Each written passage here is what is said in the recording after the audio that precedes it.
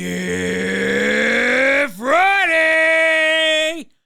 Good morning, good afternoon, good evening, whenever you may be listening. Thanks for making me part of your day. This is episode 231 of the Ranting Weight Watcher podcast. Welcome to the show. Welcome.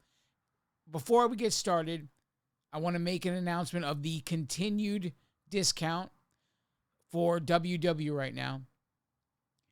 If you guys are listening and you're not really part of any of this, but you were interested in the possibility of becoming a Weight Watchers member, there's currently a 60% discount.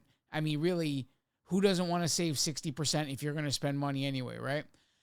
So 60% discount. There's one catch, though, just so you know, 10-month commitment, right? So you're going to save 60% off for 10 months, and that is the catch. You have to sign up for 10 months in order to get the savings. If you decide to join, make sure to look us up on Saturday. I spend my Saturday mornings with Coach Sophie F., and it's a great workshop to become a part of. If you guys are looking out for some place where you can, kind of get together so you can reset your mind at the beginning of the week, that's kind of what the workshops are for, resetting your mind and getting going, especially in the very beginning of your journey. I very much valued the workshops in the beginning of my journey to kind of reset my thinking. Now my thinking just stays level pretty much all the time. So it's not the same to me as it used to be, but when my mind was all over the place and fluctuating, and every time the scale went up, my mindset was I'm a failure. And every time the scale went down, I was an absolute success. And so when I had these mindset roller coaster fluctuations, the workshops were always a great reset to, kind of center your thinking. Because look, it's never good to be all the way in either direction. To be overly joyous or overly angry about a result, in general, it's not good in general. It's good to stay in the middle and not allow this. The more control you have over the emotions in any given moment, the better off you'll be in regards to having to get back to work. And so that's why the workshops were always a great reset for me. And in the beginning of my journey, they were a great help to me. And if that's you, if you're going to sign up, and if you're looking for a place where you could find that same value, that reset, that, okay, let me come and get my head right so I can face the next week, right? Coach Sophie F., Saturday morning, 9 a.m. Eastern Standard Time. That is the place you want to be. The group of people there are a great group of people. Sophie is a great coach, and it's just a great environment for you to call home when it's this crucial period in the beginning of your journey. So, now that I've talked your head off, let's get into this! Journey update. So weigh-in this week was May 3rd, 2025. Current weight is 224.4 pounds. That is a total gain of 2 pounds. Total pounds remaining to get to my goal is 28.8 pounds. My work stats go from the dates of April 27th, 2025 to May 3rd, 2025. Total steps taken in that time period, 91,030. That's an average steps per day of 13,004 steps per day.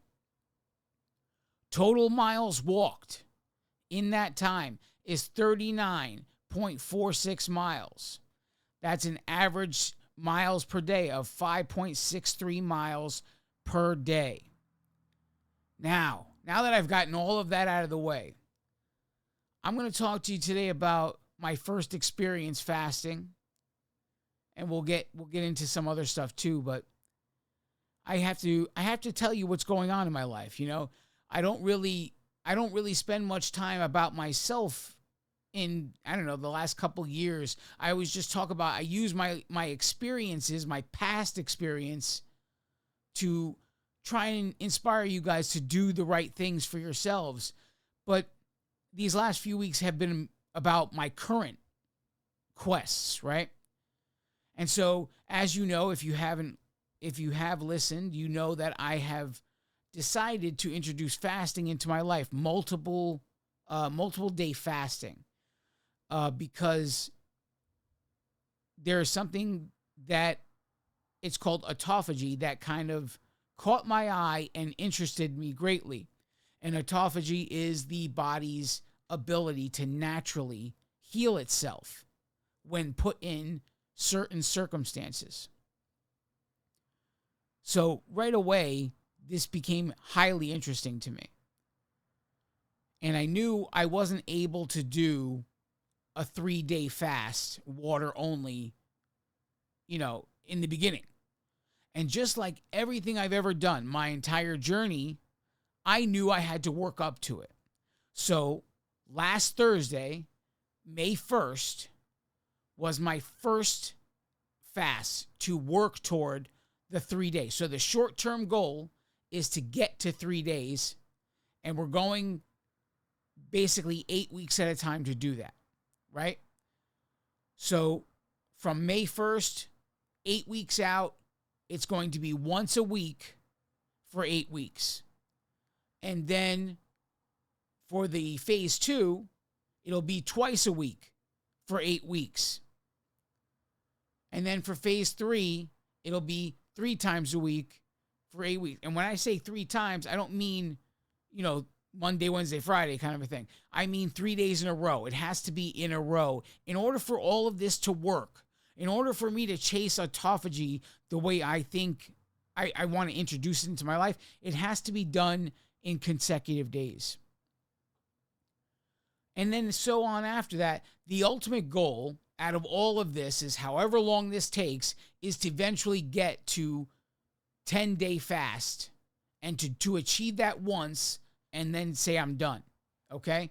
So a 10-day water-only fast, but that is going to be, 3 days a week, then 4 days a week, then 5 days a week, and so on down the line. 8 weeks at a time, introducing something new every single time while maintaining the old. That's the way the system I created works. Introducing new things while maintaining old things, all 8 weeks at a time. Because you know what happens at the end of those 8 weeks? It's something to measure success against. It's relatively simple. I ironed all of this out for you guys. You can go to my website, www.therantingweightwatcher.com. If you scroll down the page, you'll notice as you go toward the bottom of the page, there's a bunch of documents you can download. I made them for you to be able to download. The title of one of those documents is the Checklist Challenge. This is the roadmap to making everything consistent in your life, literally the skeleton.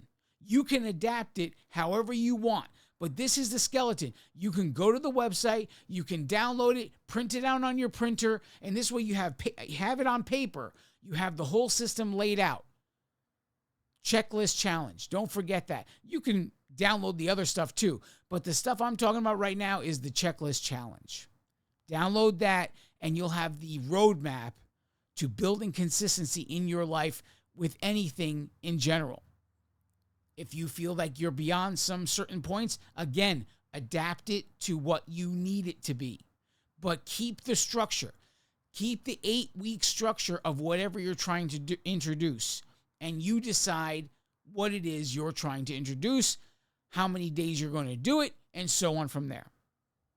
So we're currently in the phase 1 of introducing water-only fasting into my life, and we're doing it for 1 day a week.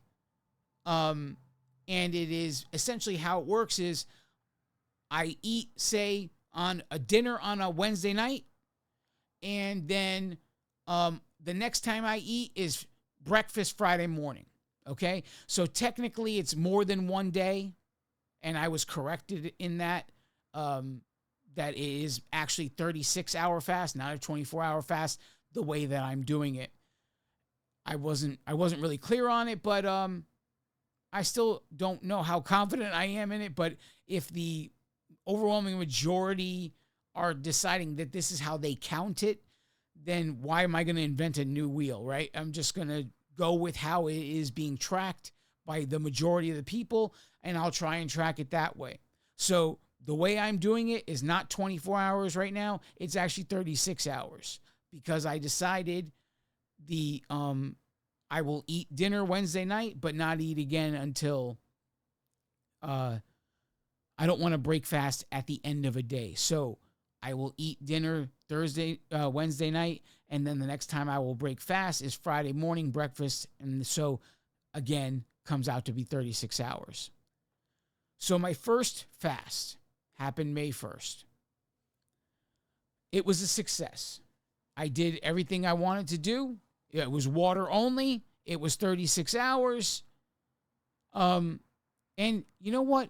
I really surprised myself that first time. And I want to talk about it a little bit because I confirmed a lot of things to myself in the first try, right? And that confirmation, the biggest confirmation, let me just say it like that. The biggest confirmation I received in doing this or attempting to do this in my life,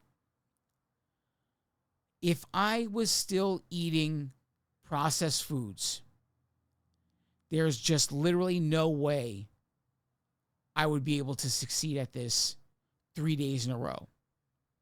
I believe it wholeheartedly.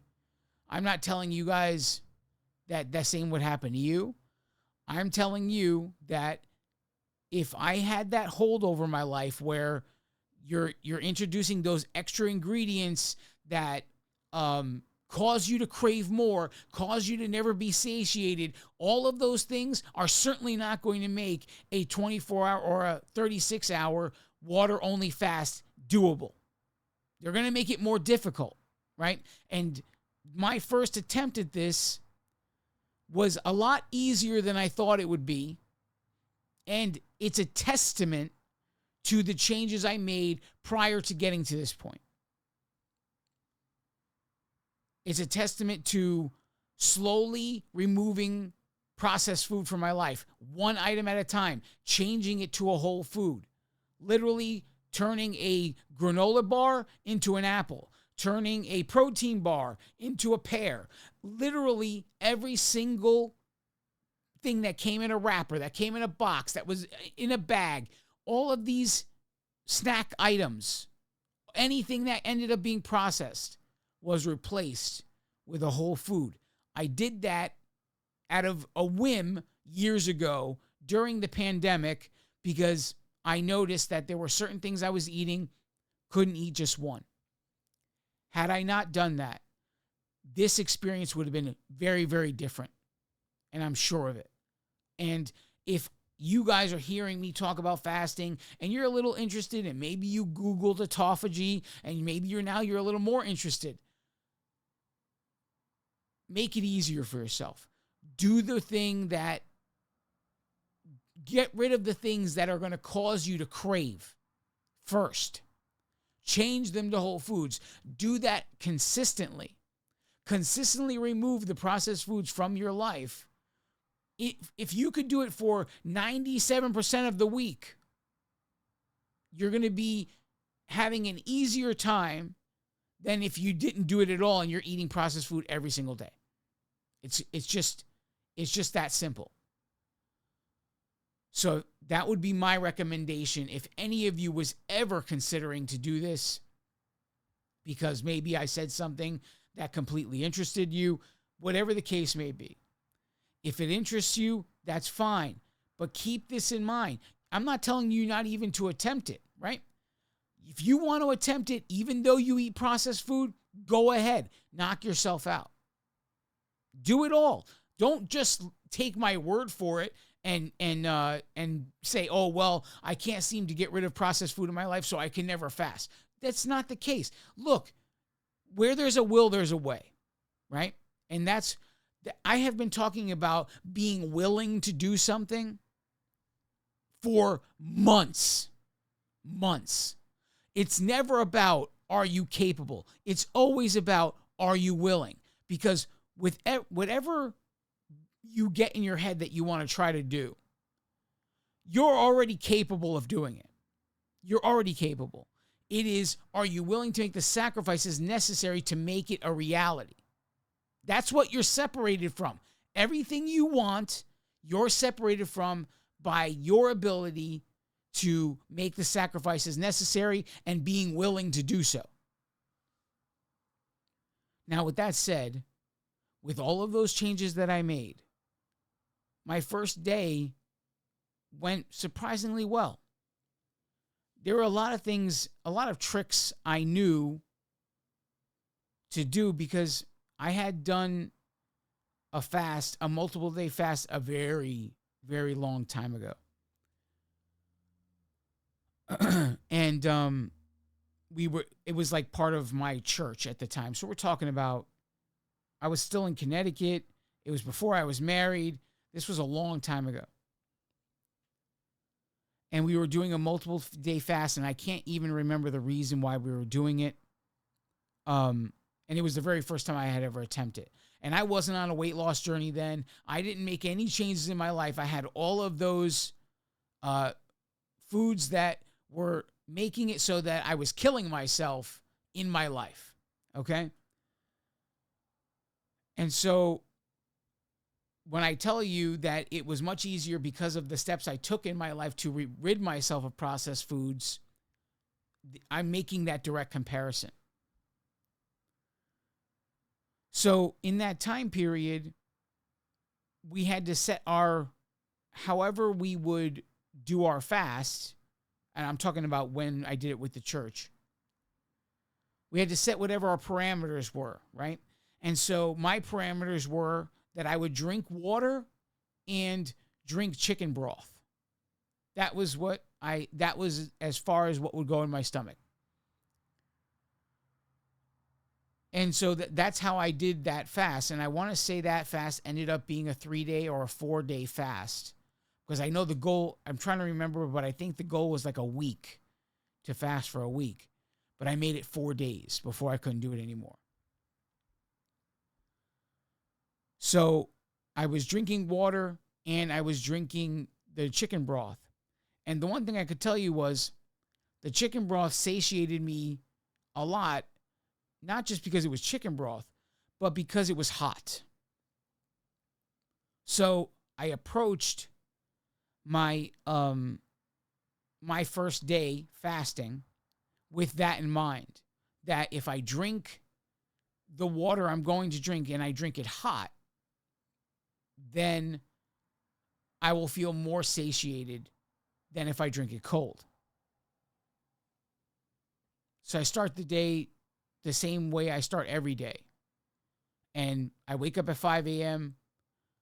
and one of the first things I do is drink 80 ounces of water before I go downstairs for breakfast, right?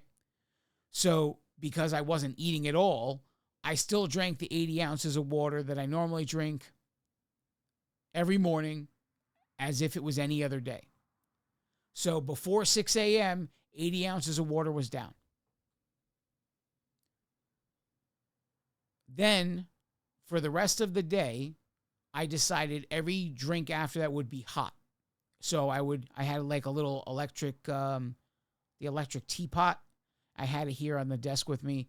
And basically I just filled it up with water, boiled the water, and drank it hot. Now I got it in my head, and this is where the day one came with a valuable lesson. And I had done a search and I said, is it okay? Will drinking tea break a fast? And I didn't realize it at that point, but my search was flawed.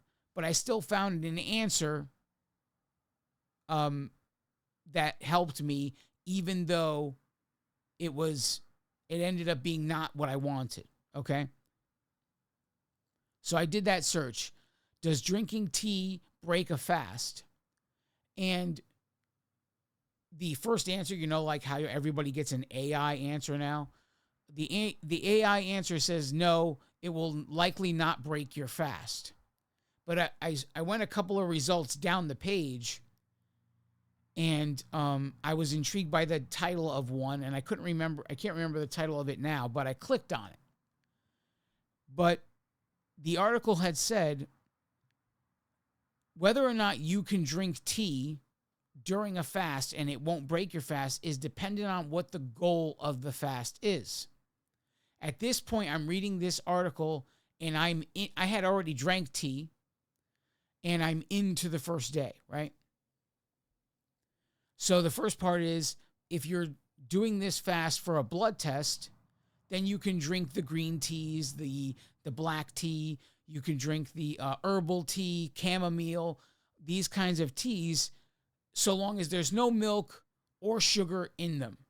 They have to be just plain tea. No sugar, no milk.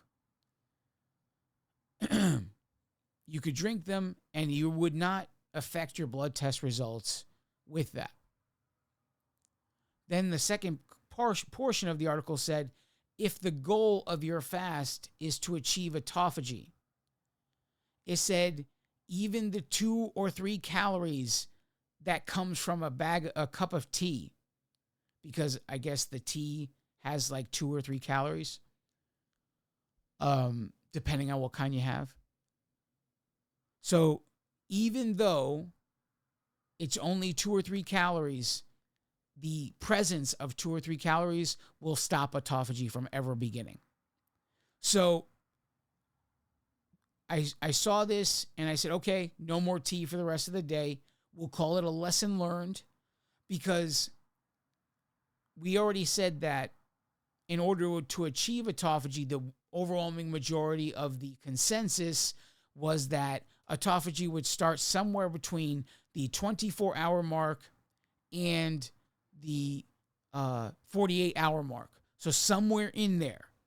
There were some that said less, that was like 17 or 20 hours, but I went with the majority, and I said, okay, I'm just going to, look, if it ends up being 17 hours, wonderful. That's just more time spent in autophagy. But I'm not going to count on it being there when the majority of the people say 24 to 48 hours. But since my first day was 24 hours anyway, I was not, well, at least in my mind it was. Now that I've been corrected, I can see it was more than 24 hours, but oh well. It's still a lesson learned regardless.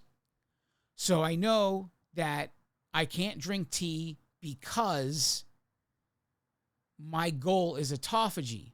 My goal is not to be fasted for a blood test. So lesson learned. I was perfectly okay with that. I didn't get flipped out and say, oh, forget this and just go to eat breakfast or something because I drank a cup of tea. I stayed with it. And so essentially I finished eating dinner, and this is where where my thinking came from, but I finished eating dinner on Wednesday night, April 30th, at, say, around 6:30-ish. So let's round it up and say 7 p.m. that I finished. I'm thinking in my head, how can you be considered fasting if you still have food in your stomach that you just finished eating? So in my head, I'm just like, okay, the minute the clock strikes Thursday, that's the beginning of my fast, technically. But in reality, the consensus seems to be that from the minute you finish your meal, the hours start ticking of your fast. So technically, 7 p.m., the hours started ticking of that day one fast, that May 1st fast. And then I broke fast at about 6:30 a.m. on Friday. That would have been May 2nd. So the day you heard the podcast, I was breaking fast that day. I had some moments where I was like, oh my God, this is totally not worth it. And then had some moments that I was just like, oh, you know what? You can do this. You can do this. You're doing all right. Just stop concentrating on the issue. The issue is that you didn't eat, right? And it goes to show you, it went to show me, I should say, how much of this is mental. Because, look, I have plenty of weight to lose. Plenty of weight. And when you are eating, depending on what you're eating, you're not exactly using your fat reserves, right? So if you're eating, an abundance of carbohydrates, if you're creating insulin spikes, you're almost never using your fat reserves. That's something I learned in the process of trying to manage my diagnosis of bullous pemphigoid without taking medication. That's something I learned there. So long as there's insulin present in your body will never be burning fat. Period. If you have even a little bit of insulin, fat will not be burned. Fat will be stored so long as insulin is present. This is why it's so important to eat foods that don't cause sugar spikes, because if you cause a sugar spike, then it comes with it insulin. And as long as insulin, however long it takes insulin to be dissipated, that just means the fat reserves still go on being fat reserves. And if you're not burning the foods that you're eating, because that's what, if you're not in fat burning mode, you're in carb burning mode, right? And so if you're not doing anything to burn those carbohydrates, those carbohydrates become fat reserves. And it's that simple. I don't know if I confused you there, but insulin present, you're not burning fat. Insulin not present, you get to the point where you burn fat. So that's the whole reason that's the whole reason this is more mental than anything else, because I have plenty of fat reserves. So the idea that I would feel hungry is just ludicrous, because I should have hit the ketosis portion much earlier, right? At some point, I go into a fast. Typically, it's 12-hour mark. Once you're 12 hours in, you are in ketosis at that point, right? And this is why people, aim for the 16-8 when they're doing that intermittent fasting thing. The 8 hours a day you're eating, 16 hours a day, that means you're going to spend 4 hours in ketosis, because when you're building up to the 12 hours, and then that you hit that 12-hour mark, you're now in ketosis, you're burning fat reserves. So you're burning fat reserves for 4 hours, right? And then you break fast. Same here, same idea here in the sense of, so long I'm doing a multiple day fast, but essentially I pre-ate all of the food. The fat reserves are there. Look, anybody really 30, 40, 20, 30, 40 pounds overweight, carrying an extra, that extra fat, you have plenty of food on your body already to do a fast. So the entirety of this becomes mental. And so I was hitting those moments where I'm like, oh God, this is just, and a lot of that had to do with not being able to drink coffee. Coffee is a ritual for me, okay? There's a certain time of day. I make rules for myself that I have to drink 120 ounces of water before I can sip coffee, because I will literally drink coffee all day long if I don't give myself rules. So that's what I do. 120 ounces a day, and I'm usually done with that 120 ounces by, say, 10:30, 11 o'clock in the morning. That's when I'm having my first cup of coffee. So that same time period, 10:30, 11 o'clock, it's like I forgot I was on a fast, right? So it just like, oh yeah, coffee time. Oh wait, no coffee. You can't drink coffee today. So it became like this, oh man, this is so not worth it. This is so not worth it. And but somewhere along the line I decided this was worth doing. And it's in those moments that I'm telling myself it's not worth it that I have to remember why I did it, why I started this. And I don't care what anybody says, whenever autophagy hits, what that can do for me, the benefits of autophagy in my body far outweigh anything that being able to have a cup of coffee, being able to eat food. I mean, the benefits are far surpassing any of that. So battling the mental fight that was, but you want coffee. Why is this so important to you? Why do you feel like you need to do this? Who cares about autophagy? Just go have your cup of coffee. It's 10:30. It's 11 o'clock. It was in these moments when drinking the hot boiling, the boiled water with my tea kettle, that I was able to almost shut up my mind from wanting coffee because it was still something hot I was drinking. So it was an illusion, but it was there. It's pretty crazy. Well, I don't have it. That was a long time ago I saw that reel. There's the actor Kevin James was on the Joe Rogan show. And he did a fast. I don't know if you guys noticed that he lost a tremendous amount of weight.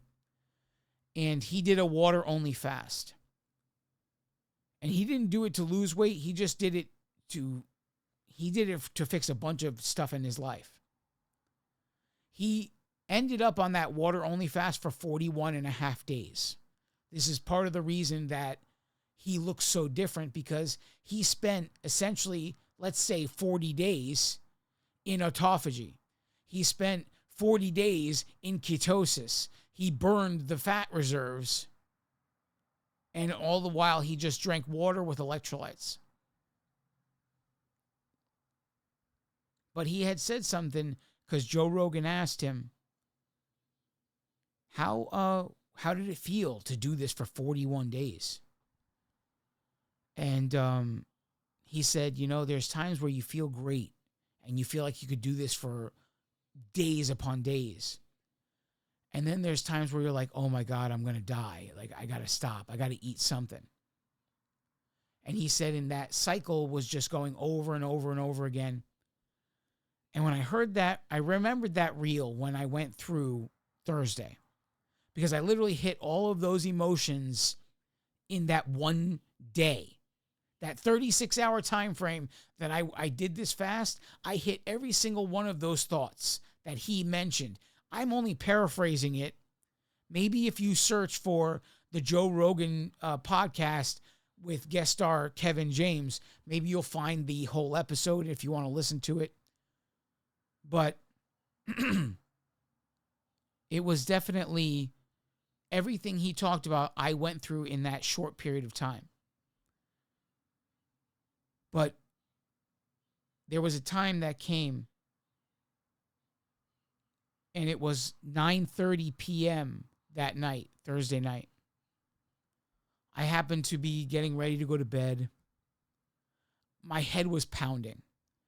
And I was like, this sucks. This absolutely sucks. And the two symptoms I felt during this is extreme fatigue.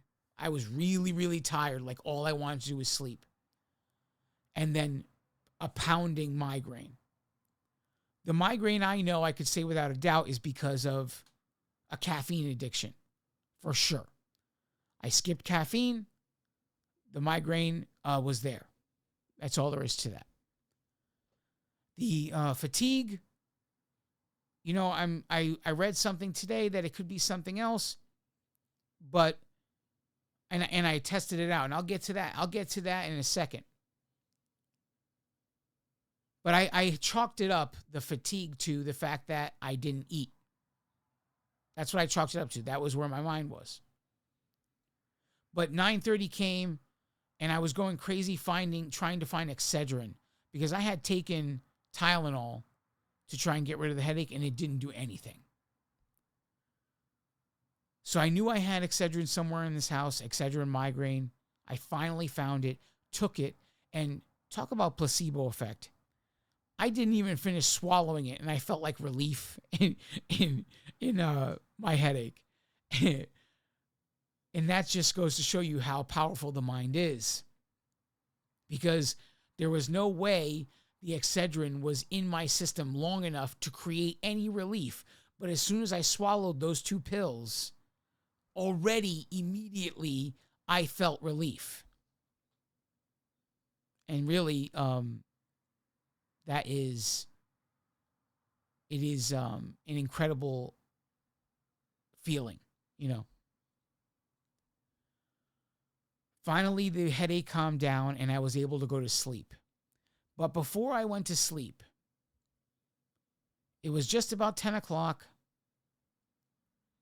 And I looked and I said, "You're past 24 hours for sure, based on when you finished dinner." And I thought to myself that I was proud that I was going to sleep and I was going to wake up. I was going to break fast. And I did exactly what I said I was going to do. I was very proud in that moment, 10 o'clock at night, looking at that clock before I closed my eyes. Right now, it's small goals to get to a bigger goal.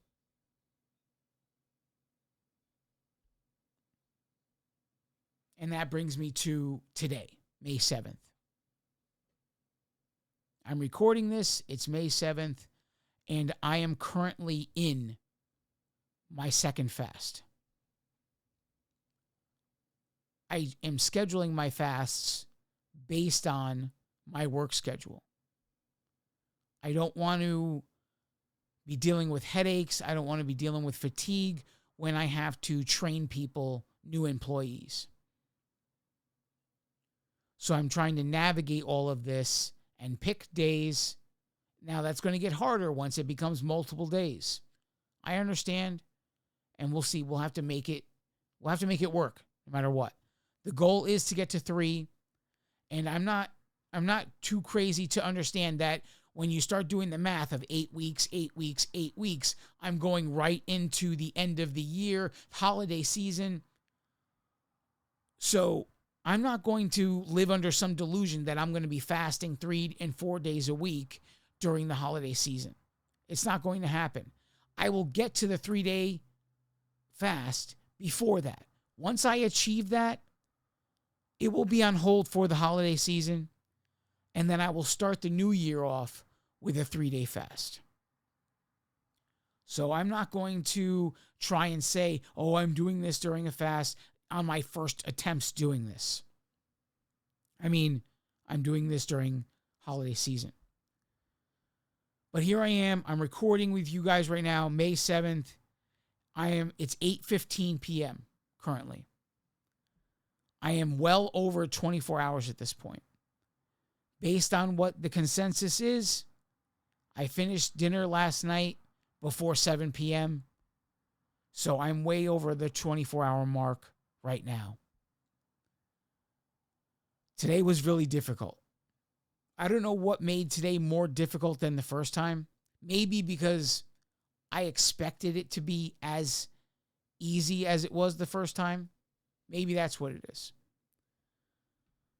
But there was a lot of me questioning, why am I doing this? And the answer was always autophagy. Autophagy is the way.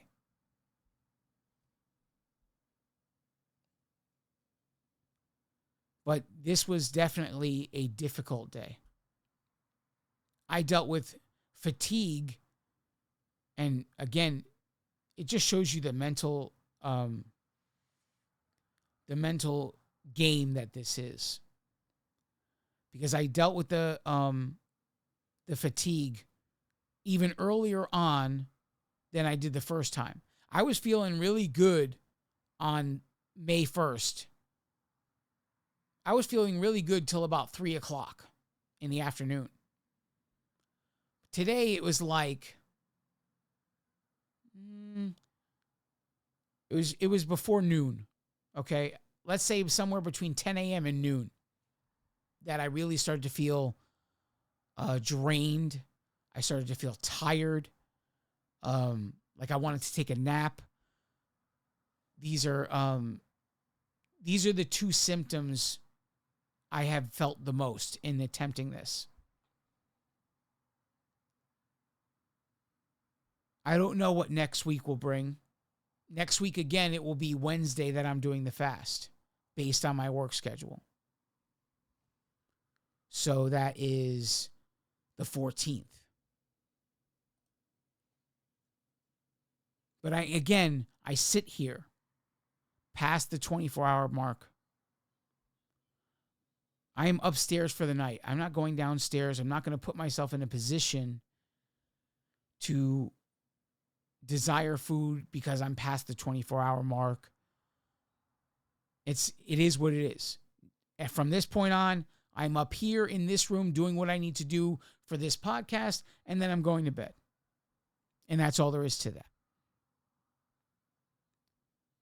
Again, I sit here at the end of the day very proud of having accomplished it. It was harder today, and maybe, for all I know, it's going to get even harder. You know, the more you succeed at something, the more the mental, especially if it's a mental game you're playing, the more advanced the mental aspect becomes to battle you, right? It's like when I say, when you're trying to introduce something good in your life, Murphy's Law comes into play. Whatever can go wrong will go wrong in order to test your will. And that's what I did. I heard about autophagy. I decided it was worth it. And I made a plan to go after it. Small steps at a time. So many out there haven't even really committed to that part. And I'm not talking about fasting anymore. They haven't committed to that part. The idea, is it worth it? Is the juice worth the squeeze? You guys are, there's people out there paying for memberships and don't use them. They pay for gym memberships, they never go. They pay for WW memberships, Jenny Craig memberships, all kinds of memberships. And they don't do it. They pay for all kinds of apps, Fitbit Premium, all kinds of these things.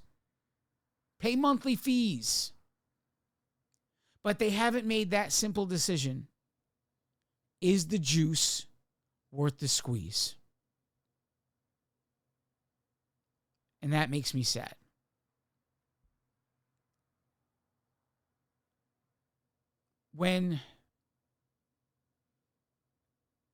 If a person decides three things, look, this is like the holy trinity of becoming healthy. You decide three things. Someone who decides it's worth it, and then someone who decides I'm willing, and then someone who makes a plan. When those three things come together, that is the holy trinity for success in becoming healthy. It's worth it. I'm willing. Here's the plan. I did all of those things numerous times throughout this journey. I decided it was worth it. I decided I was willing. and I made a plan. When?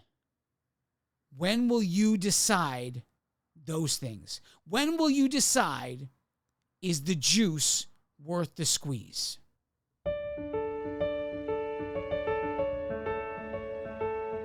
That's the real question here. When will you finally decide? There's plenty of people out there, and they know who they are. I don't need to point out anybody. You know what you do. You know what you're capable of. And you know what you're willing to do. You're sitting around saying, oh, that's not necessary. I don't need to weigh and measure. I know what I'm doing. I don't need to track the food. I know what I eat. You've been cutting corners for years. Years. And you want to tell yourself and believe lies like, oh, maybe it's just not in it for me. Maybe the system doesn't work. Or whatever other lies you've told yourself. But the real thing is, the truth is, you haven't even decided, is the juice worth the squeeze? Because once you decide that, you bring together the Holy Trinity. You decide it's worth it. I'm willing. And here's my plan. You do those three things and you can accomplish anything. Anything. You decide you are worth it. You decide you are willing, and you make your plan. You just do that. And literally, this is a day-by-day thing. This is not like a one-time thing. You have to wake up every single day and decide you're willing. You have to wake up every single day and decide you're worth it. That's the way this goes. And you have to look at what your plan is every single day. Every single day. That never ends. So long as you're chasing something, you're deciding, is it worth it? Am I willing? And what's my plan? You're doing that every day. And then you're doing it even multiple times a day, because those temptations, they don't stop. The person who brings a dozen bagels to work, they're not going to stop bringing a dozen bagels, and you're going to be faced with that decision. Faced with it. Is what I'm doing worth it, that I get to say no to this bagel? Am I willing to say no to that bagel because of what I'm attempting to do?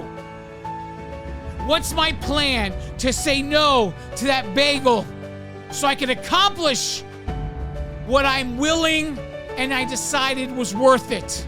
All of it works together. It's all encompassing. Bring it all together and start really creating real consistent success in your life. You are worth it, but are you willing? Are you willing? Finally make that decision. Is the juice worth the squeeze? Because once you decide that, once you bring together the Holy Trinity, you're unstoppable. There's nothing that can come between you and what you're trying to do, so long as you keep your mind focused on these things. I decided this was worth it. I decided I'm willing, and this is my plan. And you do that every single day. I love each and every one of you. God bless you all.